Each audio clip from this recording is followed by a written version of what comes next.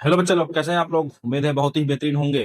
तो आज हम लोग lecture number 4 chapter number 1 subject social pharmacy लेकर हाजिर हो गए हैं, जिसपे हम लोग को पढ़ना है वेरियस डिटर्मिनेंट्स ऑफ हेल्थ। तो बिना समय समय गवाए हम लोग इस टॉपिक को स्टार्ट करते हैं। ठीक है, डिटर्मिनेंट्स ऑफ हेल्थ का क्या मतलब है ये आपको समझना चाहिए। डिटर्मिनेंट्स मतलब क्या? इसका मतलब क्या है? Determinants of health are factors that decide or influence a person's health. किसी भी व्यक्ति के स्वास्थ्य के लिए कौन कौन से ऐसे फैक्टर हैं जो उसके स्वास्थ्य के स्टेटस को डिसाइड करते हैं कि कोई व्यक्ति स्वस्थ है कि नहीं है। सीधी बात, कौन कौन से ऐसे फैक्टर्स हैं? ठीक है, they can make health better और वर्स। वो ऐसे फैक्टर हैं जो से स्वास्थ्य को अच्छा भी कर सकते हैं और बेकार भी कर सकते हैं, खराब भी कर सकते हैं। सिंपल वर्ड्स में समझे तो they are building blocks of our health. स्वास्थ्य के बनाने के लिए बिल्डिंग ब्लॉक की तरह इस्तेमाल होते हैं। They are strong, if they are strong we stay healthy. अगर वो स्ट्रॉन्ग है सारे सारे फैक्टर्स तो हम लोग हेल्दी हैं। If they are weak then we fall sick, तो हम लोग बीमार पड़ जाएंगे, तो हम लोग अनहेल्दी हो जाएंगे। बीमार पड़ने का मतलब ये है। ठीक है, तो डिटर्मिनेंट्स का मतलब ये होता है। ठीक है, समझ में आ रहा होगा। आगे बढ़ते हैं हम लोग। अब हम लोग समझते हैं कि डिटर्मिनेंट्स है कौन कौन से हमारे पास ना, कौन कौन से फैक्टर्स हैं। तो कह रहे हैं health is affected by many interconnected factors. सब आपस में जुड़े जुड़े कुछ फैक्टर्स हैं। जैसे कि उसमें से कुछ मेजर कौन कौन से हैं, देखो, एक तो बायोलॉजिकल फैक्टर हो गया, दूसरा लाइफ स्टाइल फैक्टर, तीसरा इन्वायरमेंटल फैक्टर, चौथा सोशियो इकोनॉमिक फैक्टर और पांचवा हेल्थ सर्विसेज। ये 5 फैक्टर हैं जो हमारी हेल्थ पर मेजर इंपैक्ट डालते हैं। Biological factor, life style factor, environmental factor, socio economic factor और हेल्थ सर्विसेज। ये सारे फैक्टर्स को हम लोग एक एक करके डिटेल में पढ़ते हैं कि ये क्या है एक्चुअली में। ठीक है, तो starting from biological factors. Biological factors हम लोग स्टार्ट करते हैं। लिखा है ना थिंग्स बायोलॉजिकल। अच्छा, जहां जहां शब्द आ जाएगा बायो, बायो का मतलब क्या होता है भैया? Living thing. ठीक है, तो लिविंग थिंग का यहाँ क्या मतलब है? Things related to our body and genes. Living thing से रिलेटेड हो, हमारी बॉडी से जो चीजें रिलेटेड है और हमारे जीन्स से जो रिलेटेड हो, उसको हम लोग बायोलॉजिकल फैक्टर्स मान लेते हैं। जैसे एज, बॉडी की ही तो एज होती है भाई, है ना। जेंडर, तो बॉडी के तो जेंडर है, लिविंग थिंग का जेंडर होगा। और हमारे जीन मतलब जेनेटिक्स में क्या अंतर आ सकता है। एज के बारे में अगर हम लोग बात करें, देखो लेकिन ना, children or elderly, children and elderly, जो बच्चे हैं और जो बूढ़े हैं, ठीक है, they need more care. Health के एस्पेक्ट में हम लोग जब बात करें तो जो छोटा बच्चा है, ठीक है, जिसको कुछ नहीं पता है, तो उसको ज्यादा केयर करनी जरूरत पड़ती है क्योंकि वो कहीं भी बीमार पड़ सकता है। ठीक है, और जो बूढ़े हो जाते हैं उनको भी ज्यादा केयर करनी जरूरत पड़ती है। तो एज से रिलेटेड यहाँ पर ज्यादा केयर की जरूरत पड़ती है। मतलब एज मैटर करता है ना हेल्थ में, है ना। अगर आप एडल्ट एज से लेकर के 35-40 साल 50 साल की एज तक है, तो अब तब तक आपको मतलब चांसेस कम है कि आप खराब करें, क्योंकि अब तब तक ज्ञान भी आपको कुछ कुछ ना कुछ प्राप्त हो जाता है स्वास्थ्य से रिलेटेड, क्या खाना चाहिए क्या नहीं खाना चाहिए। लेकिन छोटे बच्चों को क्या ही मालूम है। और बड़े बुजुर्ग इसलिए नहीं मानते हैं आमतौर पर कोई बात, उनको लगता है कि अब कुछ ही दिन बचा है ना, अब भी नहीं जीने दे रहे उनको, है ना। ये गलत बात है। तो चाहे बच्चा हो चाहे बड़ा हो, उसको ज्यादा केयर करनी पड़ती है। इसलिए एज एक अच्छा बायोलॉजिकल फैक्टर है हमारे हेल्थ को डिसाइड करने वाला। अगला हम बात करें जेंडर, ठीक है, मेल या फीमेल होना। तो कह रहे हैं some disease affects male men and women differently. कुछ बीमारियां ऐसी हैं जो कि महिलाओं पर और पुरुषों पर अलग अलग तरीके से दिखती हैं। ठीक है, तो अब वो कौन कौन सी बीमारी है आगे हम लोग कभी डिटेल में पढ़ेंगे, इतना हमको पढ़ना नहीं फिलहाल अभी। ठीक है, कुछ बीमारियां पुरुषों पर और महिलाओं पर अलग तरीके से काम करती हैं। जेनेटिक्स की अगर हम बात करें, जीन्स के बारे में बात करें, inherited diseases like diabetes, haemophilia. अच्छा, ये हम जेनेटिक्स भी डिपेंड करता है क्योंकि जीन्स हमारे बॉडी के जो है ना। जीन्स का मतलब क्या होता है? वो सेगमेंट ऑफ डीएनए, एक particular segment, particular segment of DNA को हम लोग क्या बोलते हैं? जीन बोलते हैं। हर एक कैरेक्टर के लिए, कैरेक्टर मतलब चरित्र नहीं, लक्षण, ठीक है, हर एक कैरेक्टर के लिए हमारे शरीर में कोई ना कोई जीन मौजूद है। जैसे हम लोग बात करें कि हमारे शरीर में ग्रोथ हार्मोन निकलना है, ठीक है, या हेयर का पैटर्न कैसा होगा, आंखों की पुतलियों का कलर कैसा होगा, तो ये सब चीजों के लिए कोई ना कोई जीन ही जिम्मेदार होती है। इन द सेम वे कुछ ना कुछ जीन में गड़बड़ी हो जाती है, जिससे कि आगे आने वाली जनरेशन में भी कोई कोई बीमारी ट्रांसफर हो जाती है। जैसे कि एक है डायबिटीज, डायबिटीज मेलाइटस, जिसको शुगर की बीमारी बोलते हैं, है ना। अगर माता या पिता को शुगर है और अगर वो प्लानिंग कर करके आगे उन फ्यूचर में बच्चा होने वाला है उनको, तो ये ज्यादातर चांसेस है कि उनके बच्चे को भी डायबिटीज होगा। ठीक है, उसको क्योर करने के भी तरीके हैं, क्या क्या तरीके हैं वो आप आगे देखिएगा। और हीमोफीलिया भी देखिए बीमारी है, ठीक है, हीमोफीलिया। अब बीमारी क्या है, अलग अलग सब्जेक्ट में एचएपी में आप इससे रिलेटेड ढेर सारी चीजें पढ़ेंगे। तो बायोलॉजिकल फैक्टर आपको समझ में आ रहा है कि बायोलॉजिकल मतलब लिविंग थिंग्स हमारे हेल्थ पर कौन कैसे कैसे इंपैक्ट डाल सकते हैं, और उसमें तीन चीजें हम लोगों ने पढ़ा। पहला एज, दूसरा जेंडर, तीसरा जेनेटिक्स। ठीक है, आई होप आपको समझ में आया होगा। आगे हम लोग बढ़ते हैं, अगले फैक्टर पर चलते हैं, जो कि है लाइफ स्टाइल फैक्टर। आज के समय का दुनिया भर के सारे फैक्टर्स में से सबसे मेन फैक्टर है लाइफ पर, हेल्थ पर अफेक्ट डालने वाला या उसको अच्छा करने वाला क्या चीज है, लाइफ स्टाइल, आपका रहन सहन, आपकी जीवन शैली। ठीक है, the way we live our daily life is called lifestyle. Lifestyle क्या है, हम लोग डेली लाइफ में किस तरह से जी रहे हैं, कई बजे उठते हैं, क्या खाते हैं, सुबह दोपहर में क्या खाते हैं, क्या काम करते हैं, कितना रिक्वायरमेंट है हमको काम करने की, कितना हम कर रहे हैं, किस टाइप का खाना खाने की जरूरत है हमको, सब चीज जरूर है। कितना एक्सरसाइज करना चाहिए, कौन सी एक्सरसाइज करनी चाहिए, ये सारी चीजें। ठीक है, एग्जाम्पल्स पर हम जैसे फूड हैबिट्स। ठीक है, अब इसमें क्या हो जाएगा, डेली लाइफ में फूड हैबिट्स डालनी चाहिए। Eating healthy versus junk food, स्वस्थ चीजें खाइए, जंक फूड नहीं। जंक मतलब होता है कूड़ा कबाड़, वैसे भी जंक खराब चीजें। अब जंक फूड में क्या क्या आता है मुझे बताने की जरूरत नहीं है, ठीक है, नहीं तो कंपनियां क्लेम कर देंगे हमारे ऊपर। तो जंक फूड को अवॉइड करना है। अच्छा, एकदम मना नहीं हो रहा है, अवॉइड करना है ना, कभी कभार थोड़ा बहुत चल गया, लेकिन हमेशा से हेल्दी खाने के चक्कर में पड़ना चाहिए। जैसे फिजिकल एक्टिविटीज के बारे में बात किया जाए तो देखो ये छोटा बाबू कर रहा है ना, regular exercise versus no activity, दोनों में से इंपॉर्टेंट है। कोई एक्टिविटी नहीं करेंगे अनहेल्दी हो जाएंगे, रेगुलर एक्सरसाइज करेंगे तो फिट रहेंगे, जंक फूड खाएंगे तो अनहेल्दी हो जाएंगे, ठीक है, और हेल्दी खाएंगे तो फिट रहेंगे। हैबिट्स के बारे में बात किया जाए तो हैबिट्स में देखो, एक यहाँ पर कुछ डंडी जैसा बना है, कुछ धुआं जैसा निकल रहा है, और इसमें ये रेड कलर से बैन कर दिया गया है। इसका मतलब ही क्या है, स्मोकिंग, एल्कोहल, ड्रग यूज, इन हैबिट्स को क्या करना चाहिए, इनको क्विट करना चाहिए। ठीक है, अगर आप अच्छा स्वास्थ्य पाना चाहते हैं तो इसको आपको क्विट करना पड़ेगा। उसके साथ ही साथ में डेली लाइफ में हमारा एक स्लीप पैटर्न कैसा है, हम सोते कैसा है, कितना सोते हैं, ठीक है, ये समझना पड़ेगा। कह रहा है एडिक्वेट रेस्ट वर्सेस स्लीपलेसनेस, कौन को नहीं सोएंगे अनहेल्दी हो जाएंगे। पर्याप्त तरीके से आप आराम करें, पर्याप्त सोए आप जितना सोना चाहिए आपको, ठीक है, तो आपका हेल्थ बढ़िया रहेगा। सोने के लिए मैं आपको कुछ बता देता हूं, कई बार बच्चे ही आपस में पूछते हैं मुझसे, ठीक है, कि सर कितना घंटा सोना चाहिए, ठीक है, समझ में आ रहा है क्वेश्चन आपको, कितना घंटा सोना चाहिए। तो यहां पर आपको एक चीज ध्यान रखना है भाई, कुछ लोग तमाम स्टडीज कहती होंगी कम से कम 8 घंटा आपको नींद लेना है। 8 घंटा, 6 घंटा, 4 घंटा, 12 घंटा, ये सब घंटा घंटा गिन करके घंटा सोने से कोई मतलब नहीं, ठीक है। सोने का मतलब है डीप स्लीप कितने घंटे की आप लेते हैं। तमाम व्यक्ति हैं जो आदत में डाल लिया है कि 4 घंटा सो करके भी बढ़िया सा बहुत सारा दिन का चलता है।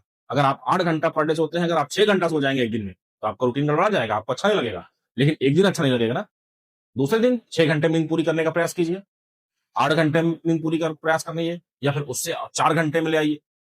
तो 4 घंटे में आप सोने लग जाएंगे तो वो भी बढ़िया है। तो घंटे घंटे घंटे घंटे से कुछ फर्क नहीं पड़ता है। क्वालिटी ऑफ स्लीप जो है, नींद की क्वालिटी अच्छी होनी चाहिए। आप बिस्तर पे जाएं तो आपको नींद आ जाए, चाहे 2 घंटे की ही सही, उतना भी पर्याप्त होता है, ठीक है। हालांकि इसमें कई बार विरोधाभास हो सकता है, तो आप जितना भी सो रहे हैं उतना सोइए, बहुत मत सोइए बस, ठीक है, पर्याप्त सोइए, जितना आपके लिए जरूरी है उतना सोइए। कितना क्या घंटा जरूरी है आप डिसाइड कीजिए। मैं कह रहा हूं कि कितने भी घंटे सो करके आप रिलैक्स मोड में हो सकते हैं, ठीक है। आगे हम लोग बढ़ते हैं, लाइफ स्टाइल फैक्टर्स में हम लोगों ने देखा कि food habits, physical activity habits, है ना, ये बैड हैबिट्स जिसको हम लोग बोल सकते हैं, या स्लीप पैटर्न्स, ये सब हमारे लाइफ स्टाइल फैक्टर्स हैं। अगला फैक्टर की हम बात करें तो एनवायरमेंटल फैक्टर्स। ये एनवायरमेंटल फैक्टर्स कौन कौन से हैं जो हमारी लाइफ में बहुत ज्यादा हेल्थ के लिए जिम्मेदार होते हैं। हम एनवायरमेंटल फैक्टर मतलब क्या है, एनवायरमेंट क्या है, हमारा सराउंडिंग वेयर वी लिव, ठीक है, हमारे आसपास का पूरा वातावरण या पर्यावरण, उसी को हम लोग एनवायरमेंट बोल रहे हैं। एग्जाम्पल के बारे में बात करें, जैसे पहला हो गया एयर क्वालिटी, है ना, अगर क्लीन होगी तो हम हेल्दी होंगे, पॉल्यूटेड होगी तो हम लोग अनहेल्दी हो जाएंगे, है ना। वाटर सप्लाई के बारे में, अगर हम लोग सेफ ड्रिंकिंग वाटर पी रहे हैं, है ना, पीने लायक पानी पी रहे हैं, इसका मतलब कि हम लोग हेल्दी हैं। अगर हम लोग कंटामिनेटेड पानी पियेंगे, प्रदूषित पानी पियेंगे, तो पक्का हम लोग अनहेल्दी हो जाएंगे। फिर समझ रहे हैं आप, है ना। हाउसिंग के बारे में बात किया जाए तो घर हमारा कैसा हो, अगर क्लीन है, वेंटिलेटेड है ना, तो क्या रहेगा, सब कुछ सही है, साफ सुथरा है। वेंटिलेटेड मतलब एक जैसे मान लीजिए ये घर है आपका, ठीक है, अब इधर खिड़की लगी है एक ठो, ठीक है, इधर से हवा आ रही है, तो हवा निकलने का भी कहीं से होना चाहिए। और वेंटिलेशन, क्रॉस वेंटिलेशन, अगर इधर कहीं पर भी हल्का सा कुछ भी खुला होगा तो इधर से हवा एंटर करेगी, ठीक है, और इधर से निकल जाएगी। सबसे बेस्ट वेंटिलेशन का यही तरीका होता है, इसको क्रॉस वेंटिलेशन बोलते हैं, है ना। तो इसलिए इसीलिए हम लोग के घरों में जो पुराने घर बनते थे, एक तरफ दरवाजा होता था और अपोजिट इसमें क्या होता था, खिड़कियां होती थी कि अगर आप खोल लेंगे तो क्या हो जाएगा, क्रॉस वेंटिलेशन मेंटेन रहेगा। अगर ओवर क्राउडेड स्लम्स में रहेंगे आप, है ना, झुग्गी झोपड़ी में रहेंगे जहां बहुत भीड़ है एकदम से, तो हेल्थ स्टेटस कैसे ठीक रहेगा आपका, हेल्थ पक्का खराब होने वाली जाएगी, जरूरी है। तो these are the environmental factors. कौन कौन से हमने बात किया, एयर क्वालिटी के बारे में बात किया, दूसरा वाटर सप्लाई के बारे में बात किया, एक हाउसिंग के बारे में बात किया। These three are the environmental factors that make an impactful impact on our health, ठीक है। आगे हम लोग बात किया जाए एनवायरमेंटल फैक्टर के अलावा, तो एनवायरमेंटल फैक्टर्स के अगला जो हम लोगों ने फैक्टर लिस्ट किया था वहां पर, वो है सोशियो इकोनॉमिक फैक्टर। सोशियो मतलब समाज, इकोनॉमिक मतलब पैसा, ठीक है। साथ साथ सुन लो, इसमें क्या था, देखो, मनी पैसा है, एजुकेशन एंड सोशल स्टेटस, सामाजिक स्तर क्या है आपका, ठीक है। इनकम लेवल इसमें सबसे पहला आता है। इनकम लेवल का मतलब क्या है, can you afford good food and treatment और नॉट। पहली बात तो ये है, अगर आप अच्छा स्वास्थ्य पाना चाहते हैं तो पहली बात तो आपको ठीक ठाक पैसा भी कमाना पड़ेगा, तब तो आप अच्छा खाना खा पाएंगे। हम लोग बड़ी बड़ी बात कर ले, लेकिन किसी के पास पैसे नहीं, गरीब आदमी के पास क्या करे वो। हाउसिंग की बात कर रहे हैं हम लोग कि वो ओवर क्राउडेड स्लम्स में नहीं रहना चाहिए, लेकिन उसके बावजूद भी अगर कोई गरीब है, वो रह रहा है, उसके पास पैसा नहीं है घर बनवाने का, तो क्या करेगा, कहीं पर अलग सेपरेट रहने का उसके पास जुगाड़ ही नहीं है, उसी भीड़ में वो भी रहेगा, है ना। तो बात यहाँ पर आगे टिकती है कि can you afford good food और ट्रीटमेंट और नॉट, ठीक है। अगर आप कर सकते हैं तो दूसरे लेवल पे आपको सोचना चाहिए एजुकेशन के बारे में, कह रहा है awareness about hygiene, disease and medicine, ये एजुकेशन में आ जाएगा। इनका अवेयरनेस अगर आपको है तो आप हेल्दी लाइफ जी सकते हैं आसानी से, ठीक है। वैसे भी जी लेंगे लेकिन आसानी से जी लेंगे आप। एक है ऑक्यूपेशन, सेफ और रिस्की वर्क एनवायरनमेंट अगर है कहीं पर, ठीक है, अगर सेफ है तो बढ़िया है, रिस्की है तो बहुत दिक्कत है, फिर आप किस बात की हेल्दी है, ठीक है। यहाँ पर देखिए ढेर सारे नोट्स आपको दिखेंगे, यहाँ पर विदेश के भी तमाम नोट हैं, ठीक है। उसमें ज्यादा फोकस मत करिए, इधर फोकस करिए हेल्थ का, क्योंकि हमने कहा ना कि हेल्थ अगर आपका अच्छा है तो ये health is equal to wealth, ये health is more better than wealth, ठीक है। तो हेल्थ को अगर आपकी हेल्थ अच्छी है तो ये सब चीजें ऑटोमेटिकली आपको मिल ही जाना है, चिंता नहीं करना है उसका, ठीक है। तो ये हो गया सोशियो इकोनॉमिक फैक्टर्स जो हमारे हेल्थ पर इंपैक्ट डालते हैं। अगला हम लोग बात करते हैं हेल्थ सर्विसेज। ये हेल्थ सर्विसेज क्या है, availability and quality of health care. Health care जो है, स्वास्थ्य विभाग जो है हमारा, स्वास्थ्य केयर के लिए जितना भी चीजें हमारे पास है, उसकी अवेलेबिलिटी और क्वालिटी कैसी है, ये भी हमारे हेल्थ पर इंपैक्ट डालता है। कई बार कह रहे नंबर ऑफ हॉस्पिटल, से पहले क्या गया, नंबर ऑफ हॉस्पिटल क्या पर्याप्त है कि नहीं, हॉस्पिटल हो, क्लिनिक हो या डॉक्टर हो, क्या पर्याप्त है वो। अगर कोई बीमार पड़ रहा है तो डॉक्टर साहब के पास जाए ना, पर्याप्त नहीं हो तो क्या होगा, दिक्कत आएगी। हॉस्पिटल है ही नहीं है, कहीं लाइन लगाए पड़े, बेड ही नहीं खाली है, क्या करोगे, उसमें तो आप अनहेल्दी होंगे। अवेलेबिलिटी ऑफ मेडिसिन, जो हॉस्पिटल्स है, क्लिनिक है, डॉक्टर है, इन सब के पास ये मेडिकल स्टोर्स हैं, इन जगह पर मेडिसिन का तो उपलब्ध होना जरूरी है ना भाई, ये अवेलेबिलिटी में आ जाएगा हेल्थ सर्विसेज में, ठीक है। ये भी इंपैक्ट डालता है, अगर कहीं बीमार पड़ गया, आप दवाई लेना चाहते हैं लेकिन है ही नहीं है, इसका मतलब कि आप अनहेल्दी हो रहेंगे, ठीक है। तीसरा एक है इमरजेंसी सर्विसेज और एम्बुलेंस एक्सेस। इमरजेंसी सर्विस में हमेशा आपके लिए अवेलेबिलिटी होनी चाहिए, एम्बुलेंस सर्विस आपके पास होना चाहिए। अचानक से कुछ भी हो तो आप फटाक से किसी एम्बुलेंस नंबर पर फोन करें और फटाक से आपको एम्बुलेंस मिल जाए, तो इससे बेहतर कुछ नहीं भाई, ठीक है क्या। तो ये है हेल्थ सर्विसेज। तो इन सारे फैक्टर्स को हम लोगों ने अभी तक यहाँ पर पढ़ा कि कौन कौन से फैक्टर्स हैं जो कि हमारे हेल्थ पर डायरेक्ट इंपैक्ट डालते हैं। अब ये सारे फैक्टर्स आपस में कैसे इंटरैक्ट करते हैं, जिसको हम लोग पढ़ रहे हैं इंटरेक्शन ऑफ डिटर्मिनेंट्स। ये जितने भी डिटर्मिनेंट्स हैं ये कैसे इंटरैक्ट करते हैं आपस में। सो दीज फैक्टर्स, जितने हम लोग 5-6 फैक्टर के बारे में बात की, ये सारे फैक्टर एक साथ काम करते हैं, दीज फैक्टर वर्क टुगेदर, ठीक है। तो उससे होगा क्या, देखो कहना जा रहा है कि अगर बैड लाइफ स्टाइल है और साथ में पुअर इन्वायरमेंट हो गया, एक लाइफ स्टाइल भी गड़बड़ किए थे और साथ में आपका इन्वायरमेंट भी गंदा है, तो क्या हो जाएगा, हायर रिस्क ऑफ डिजीज है, बीमार होने के ज्यादा खतरे हैं। तो लाइफ स्टाइल आपने गड़बड़ किया और दूसरा इन्वायरमेंट भी आपका गड़बड़, तो क्या हो जाएगा, हायर रिस्क ऑफ डिजीज, बीमार होने के सबसे ज्यादा चांसेस, है ना। कह रहे even good health care may not help if basic need like clean water are missing. ढेर सारा हॉस्पिटल हो, डॉक्टर हो, दवाइयां हो, ठीक है, लेकिन अगर आपका बेसिक नीड, जैसे जो पानी पी रहे हैं, आपके इलाके में जो पानी आ रहा है वही प्रदूषित है, तो डॉक्टर कितना करेगा भाई उस, क्योंकि रोज कोई ना कोई बीमार होता रहेगा, ठीक है क्या? तो हॉस्पिटल कुछ नहीं कर पाएंगे अगर आपने बेसिक नीड को अगर आपने इंप्रूव नहीं किया तो, जो कि फ्री में मिलता है कई बार, तो पानी वानी से देख समझ के पीजिए। ठीक है, तो these are the interaction of determinants. हम लोगों ने ये देखा कि सारे डिटर्मिनेंट्स किस तरह से एक्ट करते हैं। ठीक है, तो अंतिम पड़ाव पे आ चुके हैं, लेकिन अंतिम पड़ाव खत्म करने से पहले हम लोग ये समझ लेते हैं कि what are the key points to remember in this lecture. ठीक है, डिटर्मिनेंट्स ऑफ हेल्थ में क्या क्या चीजें हैं जिनको हम लोग को याद रखना है बेसिकली। तो determinants decide how healthy person और कम्युनिटी कैन बी। ये डिटर्मिनेंट्स ही हैं जो डिसाइड करते हैं कि कोई भी पर्सन कैसे हेल्दी रहेगा, या पर्सन रहेगा, या फिर कोई कम्युनिटी कैसे रहेगा। कम्युनिटी होने बता दिया, ढेर सारी पॉपुलेशन जब आपस में मिलती है तो कम्युनिटी का निर्माण होता है ना। तो कोई कम्युनिटी स्वस्थ रहेगी या कोई व्यक्ति स्वस्थ रहेगा, ये सारे डिटर्मिनेंट्स बताएंगे। दे कैन बी पॉजिटिव, मतलब ये पॉजिटिव रहेगा तो क्या होगा, हेल्थ को इंप्रूव कराएगा, और नेगेटिव मतलब हेल्थ को खराब करेगा।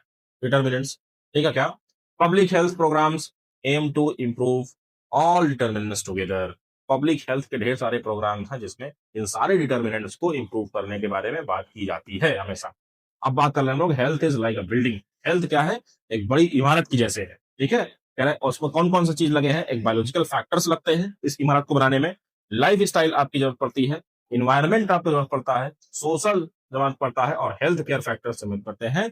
ये सब क्या है, इसके पिलर्स हैं, ये सब खंभे हैं उस बड़ी इमारत को खड़ी करने में। एक पिलर भी आपका खराब होगा तो जाहिर सी बात है इमारत तो कमजोर होगी। अगर ढेर सारे पिलर्स खराब हो गए तो इमारत क्या हो जाएगी, ढह जाएगी पूरी पूरी। ठीक है, तो स्वास्थ्य आपका एक तरह से यहां बताया जा रहा है कि बिल्डिंग जैसा है। ये कुछ पॉइंट्स हैं जिसको आपको याद रखना था। ठीक है, इसको हो सके तो याद रखिएगा, बहुत इंपॉर्टेंट फैक्टर्स हैं ये।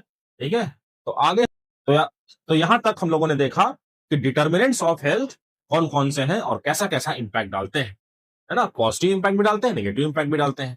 ठीक है, तो आज के लेक्चर में इतना ही। अगर कोई डाउट हो तो नीचे कमेंट बॉक्स में करिएगा। अगले टॉपिक में हम लोग लेक्चर 5 लेकर के आएंगे, इसमें हेल्थ इंडिकेटर्स के बारे में बात करेंगे। अगर कोई हेल्दी है तो what are the different indicators that indicate that indicates that person, that specific person और that particular community is healthy or not. ठीक है, तो ये चीजें हम लोग उसमें डिस्कस करेंगे। तो फिलहाल आज के लिए इतना ही। अगर वीडियो अच्छा लग रहा हो तो अपने दोस्तों को भी शेयर कीजिए, जिससे कि वो भी इसका लाभ उठा पाए। ठीक है, keep watching, thank you, best of luck.